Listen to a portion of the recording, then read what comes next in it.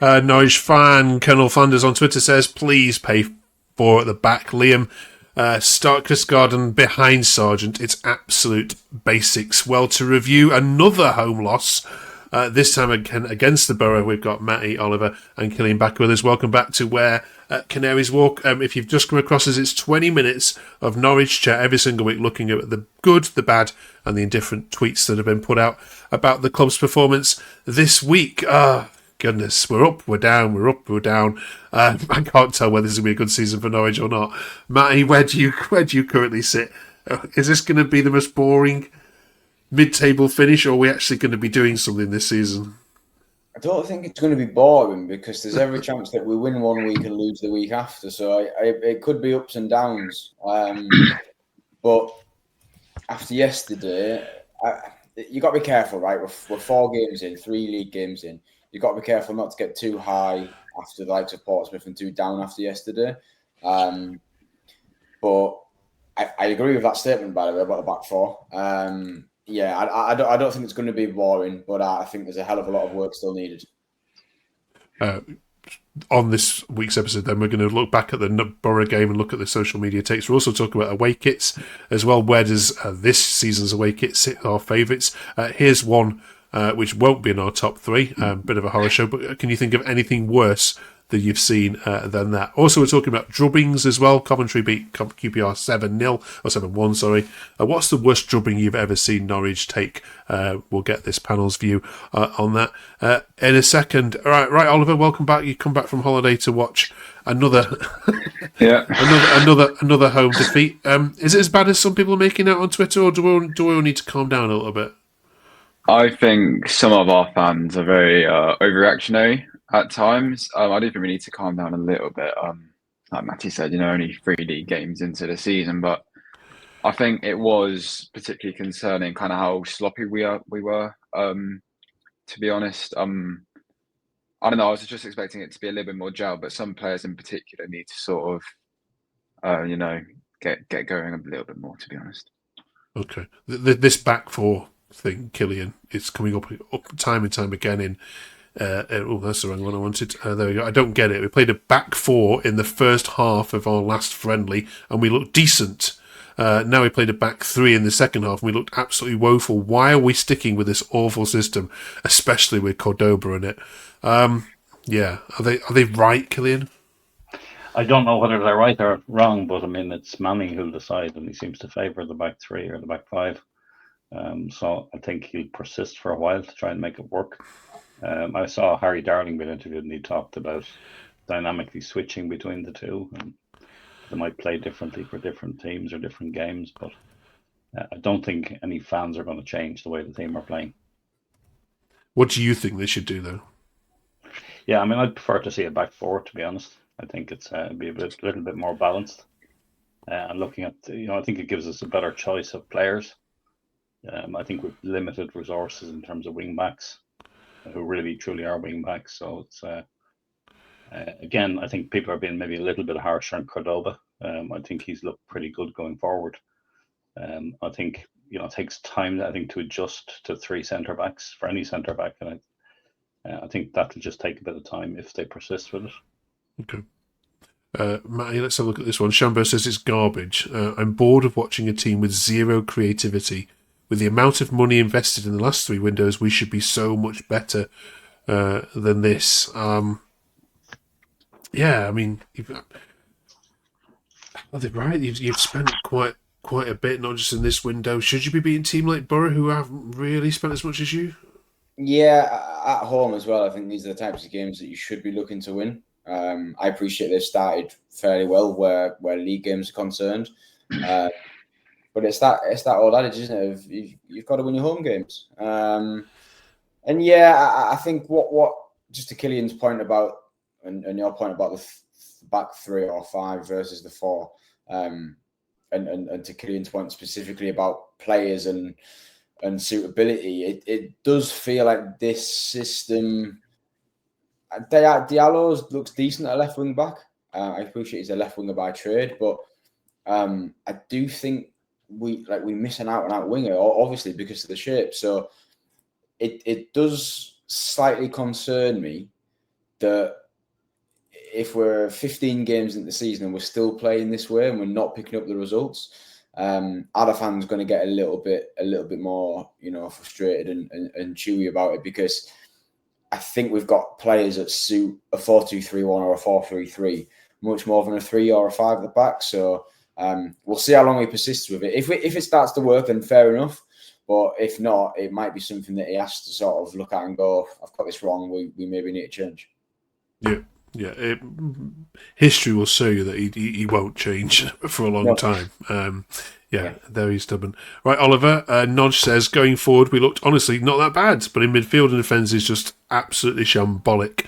Vlad is shaky, Medic is slow and has the turning circle of an 18-ton lorry. Topic is sloppy. The shape is bad, but it's not the reason that we're losing at all. It's the personnel rather than the positions. Do you agree?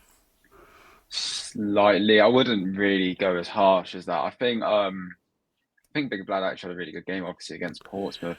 Just kind of one sort of slip up doesn't mean he's shaky. I'd say he's actually been quite solid. Medic, I would sort of agree. He's a little bit slow at times, out of position. But I don't know. I wouldn't particularly say it's the players' fault. In honesty, I think Topic has actually been quite a solid signing so far. Look, and again, one sloppy game for him and Jacob Wright doesn't mean it's all their fault. I think just got to give them time, and I think Topic in particular will become a really solid player for us. Okay. And finally, then, Killian, on this particular game, Kyle says, every time Schlupp comes onto the pitch, he doesn't even run. He's so lazy, it's an absolute joke. 10 minutes on the pitch and he can't even be bothered to move his legs for the team. He's an absolutely useless player. Killian? I disagree with that. I mean, I don't think he's going to go and win a match for us. And maybe bringing him on wasn't the right choice there, but he's somebody I think who's got this experience to play out a game or see a game out, which is not what we needed yesterday. But I thought against Portsmouth, he proved that he's solid in defence. He's good on the ball. He maybe doesn't have the speed of some of the other players, but I do think he's a decent signing for us, and I think we'll add a lot, especially with the young left backs we have. Okay. I mean, I do try and represent what Twitter is saying, and I have tried and find some positives, but Matty, for the first time this week, I didn't find any. We're not starting to see the turn of the fans here, are we? I mean, a decent result next weekend and it's all forgiven, isn't it? But you've beaten a poor Pompey side so far and failed to beat two teams which I think most people would have had in the top half in Millwall and Borough. Where does that put us? Yeah, no, I think one of the biggest things, I know I've just said it, so I don't want to sound like a broken record, but I was chatting to Tom, obviously you can't make it tonight, but in terms of the reactionary, and Oliver's mentioned it as well, we've got to be careful to not be too reactionary and overreactionary, and Wright got a lot of stick yesterday on social media as well, and in WhatsApp groups up and down the country, and he's 19, I think, and he's played dozens and dozens of games. So, he was solid last year. He'll be good this year. One bad game doesn't make a player a bad player. And yeah, let's see where we are in October, November. Do you know what I mean? Let's not be too reactionary right now. It's still early doors. I tell you, one player who's started really well for his club this season is Todd Cantwell over at Blackburn, who you're going to get reunited with this weekend, Oliver. Do you miss a player like that? Do you think a snappy, versatile midfielder who's got a chip on his shoulder? I don't know. I was actually looking at his highlights earlier, and he did look like he was sort of invigorated at Blackburn. To be honest, he looked like a completely new player. They made him captain, and he's suddenly just bloomed. I do slightly miss it. To be fair, that season where we had him, Brenda Pookie, obviously brings back good memories, but at Rangers, it wasn't really anything special. So, I mean, I don't know if he's just one of those players, really, but will be interesting to see how he does this week. Yeah. Killian, you'll be flying across to Blackburn this weekend. Bit of a shorter journey for you, isn't it? A little bit easier than ours. It's all set up for a Cantwell 90th minute screamer, isn't it, this one? Well, he didn't do much last year when he played against us up there. I mean, obviously, I'm delighted to see him doing well, but he's bound to have an off week as well. And hopefully, the pressure of a big Norwich crowd. I'm sure he'd love to score against us, but it didn't fail last year, and hopefully, it'll be the same this year. And of course, Matty, on Tuesday night, you meet Will Still, who we were, I think, talking about on this channel as a possible suitor for the Norwich manager hot seat at the end of last season. Do you care less about the League Cup? No, I actually think normally I wouldn't really care too much for it. This year, however, just with that loss against Middlesbrough, I do think I really can't call it the Blackburn game, to be honest, especially after their result at the weekend. I kind of feel like we need to win one of those two games, whichever one it is, just for a little bit of positivity before the international break. And you know what? I wouldn't say no to a little bit of a cup run in the League Cup this year. I know it's more games and stuff, but winning's a good thing, isn't it? Winning breeds winning, and it's a positive thing. So I don't know what to expect from Southampton. Obviously beaten by Stoke, who were somehow in the upper realms of the first and second place of the Championship, which is a bizarre concept given how poorly they've been performing in the Championship of recent years. But I'd absolutely love us to win on Tuesday. Yeah. Okay. Right, let's shift gear then and talk about the other thing happening this week, which of course is the big transfer window closing on Monday. So we're going to see lots of activity across lots of clubs. We all know the big talking point, Oliver, at Norwich. Will he stay? Will he go? Are you hearing any rumours for the big American? I am not actually. I think he's going to end up staying. To be honest, I mean, I haven't heard anything. He looks committed to the club. To be honest, I'm seeing the social media obviously posting him, maybe kind of hinting that he's going to stay. But no, I think he's committed. He has a real chance to be the top scorer of the division this season, I believe. So he's staying. Killian, I don't know if you have a chance to speak to Josh at all recently. Is he giving indications that he's going to be here? I spoke to him the last two home games. So on Saturday, he seemed quite happy still to be in Norwich. Like I did tell him previous week that we were going to get an ankle tag for him to keep him here. He just laughed. I think he will stay, but obviously I know the club are a little bit nervous, especially with Brentford. I think what their transfer movements might look like. So it could be a last minute move for him, but he seems happy. He's doing very well, and even he wasn't brilliant on Saturday yesterday, but he still managed to get that goal. So there's a goal in per game at least. Absolutely. What about additions, Matty? We hoping to? All your business was kind of done early. Are you expecting anything, and if so, where do you need it? No, I'm not really. Not unless one of maybe Fisher or Sarge goes. We're in a real tricky position now, aren't we? With how little time is left. That if one of those goes and doesn't, so whether it's Nunez, Fisher, Sargent, I'm trying to think who else might possibly go. Duffy might go, and that's probably to be expected. Same with George Long. Oh God, I've mentioned him.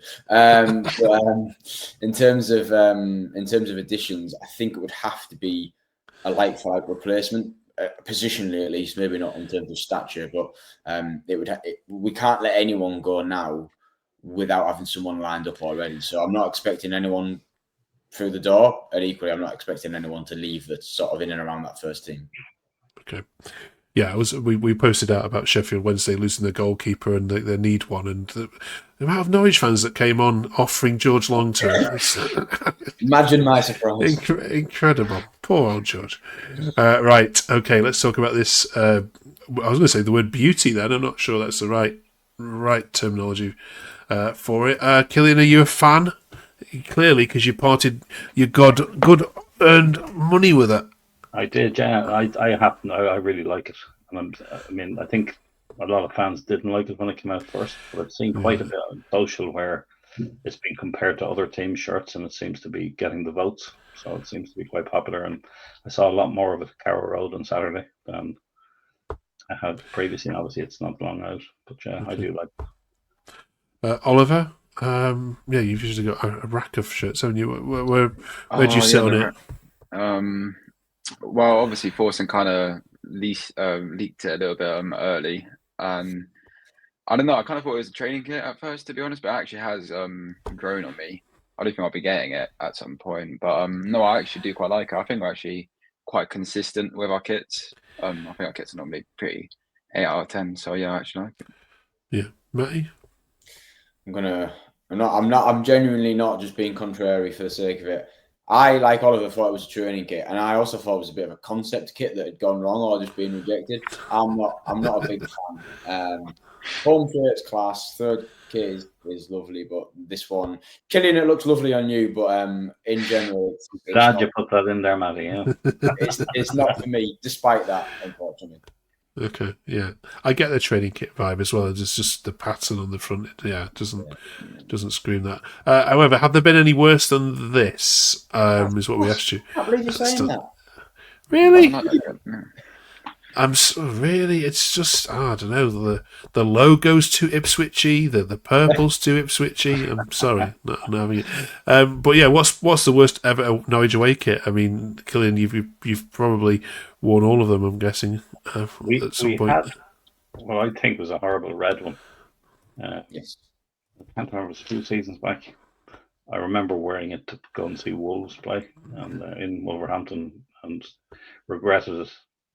Just red's not my colour, but I didn't like that one at all. Okay. Any others in the comments, let us know. Finally, this week we're talking about drubbings. Coventry gave one to QPR, who I think fans left on 35 minutes. Matty, what's the worst drubbing you've ever sat through? Norwich have been on the end of it. The problem is, Mark, there's been so many, especially in recent years with Premier League football. We've had 7-0 at Chelsea. We've had 5-0 at Man City, I think. There was a 5-0 at Man United. I've seen definitely a 4-0 at Man United. I think we got beat 5-0 at home by Tottenham and Arsenal in consecutive seasons or in space of a couple of seasons anyway. So yeah, most away games, most drubbings I've seen have been away. There's too many to name, even in recent years, I'm afraid. Yeah. Okay. Chelsea 7-0 is just... that shouldn't be happening, but it did. Oliver? Yeah, I'd have to say in the when we were last in the Prem, I remember we just got battered by Tottenham, and it was only 3-0, but it was just such a pummeling that it was just me and my dad had to leave early. But I was meant to be going to the Plymouth game where we lost like 6-2 or something like that, but I actually couldn't make it. So that was a bit of a blessing, to be honest. Killian? Yeah, there'd be two of those. The 6-2 Plymouth definitely was one that was a bit of a shock. And it's a long way for a lot of Norwich fans. Not so bad for me, but for a lot of Norwich fans, it's out of a trek. And then Stamford Bridge 7-0. I was unfortunately in the home end for that, surrounded by Chelsea fans, so it was even worse. Okay. And Mason Mount, I think, scored a hat-trick that day, so that shows how bad we were. All right, well, let us know in the comments if you can think of any more. Thanks very much, all three of you. We'll be back, of course, next week to review how the trip to Blackburn has gone and how we got on against the Saints. Join us for that, hopefully with a few more smiles on our faces. Thanks so much for joining. Do subscribe and a quick like, and we'll see you next week. Thanks for watching.